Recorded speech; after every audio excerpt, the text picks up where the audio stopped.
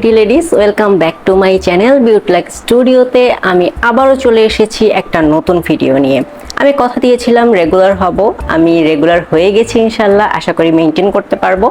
তো আজকে যে ব্যাপারটা নিয়ে কথা বলবো তোমরা নিশ্চয়ই বুঝে গেছো যে আজকে একটা হেয়ার মাস্ক নিয়ে কথা বলবো।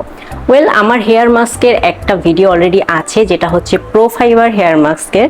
তোমরা যদি না দেখে থাকো আমি উপরে লিংক করে দেবো, তোমরা দেখে আসতে পারো। তো ওখানে অনেক আপুরা আমাকে আস্ক করেছিলেন যে রিবন্ডিং চুলে ওটা ইউজ করা যাবে কিনা। তো রিবন্ডিং চুলের জন্য আসলে যত্নটাই পুরো ডিফারেন্ট। সেখানে আমরা নর্মাল চুলের জন্য যে ধরনের যত্ন করি সেটা কিন্তু রিবন্ডিং চুলের জন্য সেরকম করলে হবে না। রিবন্ডিং চুলের ভালো রাখার জন্য একটু এক্সট্রা যত্ন করতে হয়। তো আজকে আমি এমন একটা হেয়ার মাস্কের ব্যাপারে কথা বলবো যেটা তোমার রিবন্ডিং চুল বা রিবন্ডিং ছাড়া চুল দুটোর জন্যই একদম বেস্ট, যেটা আমি নিজেই ইউজ করেছি এবং আমি তোমাদের সবাইকে সেটা রিকমেন্ড করব। তাহলে দেরি না করে চলো শুরু করা যাক আজকের ভিডিও। আজকে যে হেয়ার মাস্কটা নিয়ে কথা বলবো সেটা হচ্ছে নান আদার দ্যান দিস ওয়ান। এই মাস্কটা তোমরা অনেকেই ইউজ করো, অনেকেই এটার নাম জানো, এটা খুবই পরিচিত একটা হেয়ার মাস্ক এবং এটা মূলত রিবন্ডিং চুলের জন্য বা যাদের চুলে কেরাটিন ট্রিটমেন্ট করা তাদের জন্য এটা অনেক বেশি হেল্পফুল। ঠিক আছে, তো এটা কিভাবে ইউজ করে বা ইউজিং প্রসেসটা আমি তোমাদেরকে বলবো। আমি রিসেন্টলি আমার চুল কেরাটিন করিয়েছি, সো এখন আমার চুলের অনেক বেশি যত্ন নিতে হয়।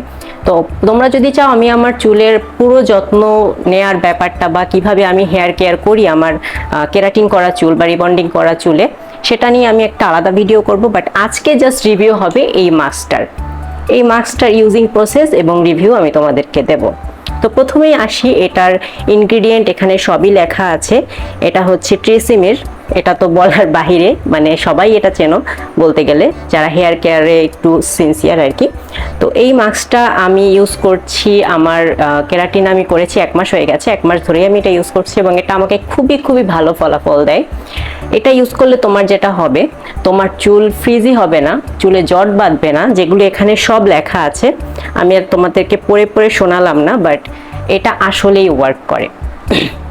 এটা ইউজ করার পরে দেখবে যে তোমার চুল এতটাই স্মুথ হয়ে যাবে, নিজে ধরতে ইচ্ছা করবে অল টাইম।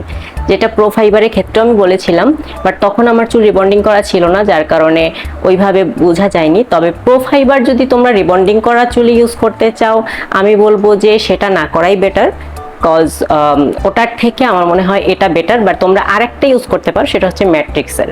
তোমরা কন্ডিশনার হিসেবেও এটা ইউজ করতে পারো, মাস্ক হিসেবে ইউজ করতে পারো।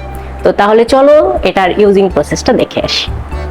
এটা ইউজ করতে হলে প্রথমেই তোমাকে যেটা করতে হবে, তোমার চুল শ্যাম্পু করে নিতে হবে। আমি অলরেডি শ্যাম্পু করে এসেছি এবং শ্যাম্পু করার পরে তোমার চুলটা 50 থেকে 60% শুকিয়ে নিতে হবে। আমারটা অনেকটা শুকিয়ে গেছে, এখন এভাবেই আমি আমার চুলে অ্যাপ্লাই করব। তবে এটা অ্যাপ্লাই যেদিন তোমরা করবে সেদিন কিন্তু কন্ডিশনার অ্যাপ্লাই করা যাবে না, জাস্ট শ্যাম্পু করে এসে তোমার চুলটা একটু শুকিয়ে তারপর তোমরা অ্যাপ্লাই করে নিবে।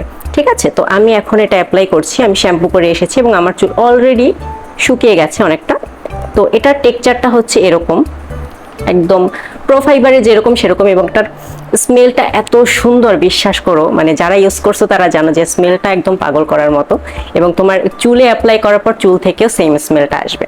তো আমি যেটা করব, এটার থেকে একটুখানি নিয়ে, এটা কিন্তু তোমরা যদি তোমাদের ছোট চুল হয় এটা কিন্তু অনেক দিন যাবে। হ্যাঁ, একটু একটু করে সপ্তাহে তোমরা 2-3 ইউজ করার ট্রাই করবে। আর আমি যদিও একদিন করি, বাট তোমরা 2 দিন যদি করতে চাও, বেশি যদি তোমাদের চুল ড্যামেজ হয় তোমরা 2 দিনও করতে পারো।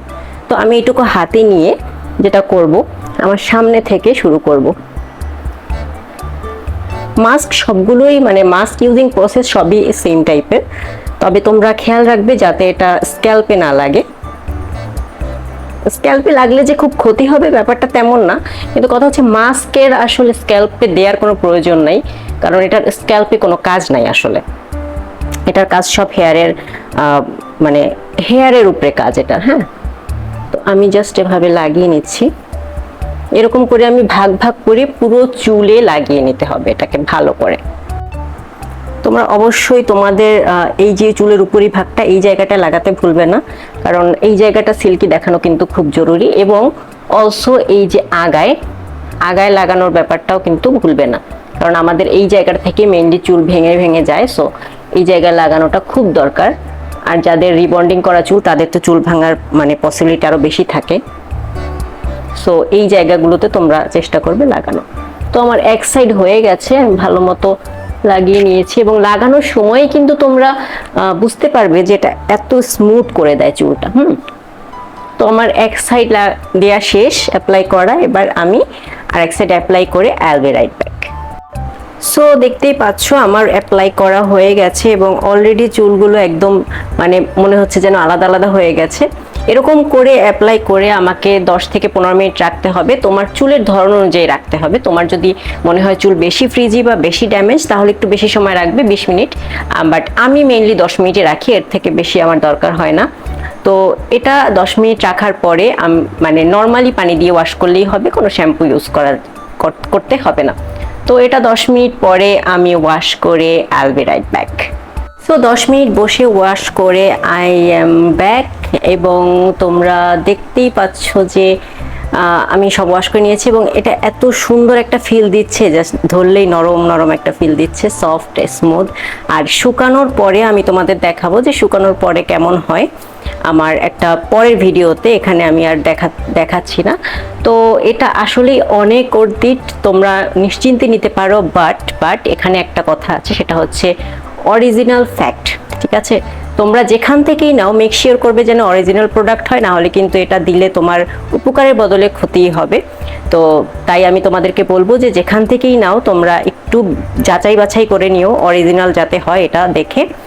আর আশা করি তোমাদের আজকের রিভিউটা ভালো লেগেছে। যদি ভালো লেগে থাকে একটা লাইক করে দিও আর আমার চ্যানেলে সাবস্ক্রাইব করো। দেখা হবে নতুন কোনো ভিডিওতে, ততদিন পর্যন্ত আল্লাহ হাফেজ।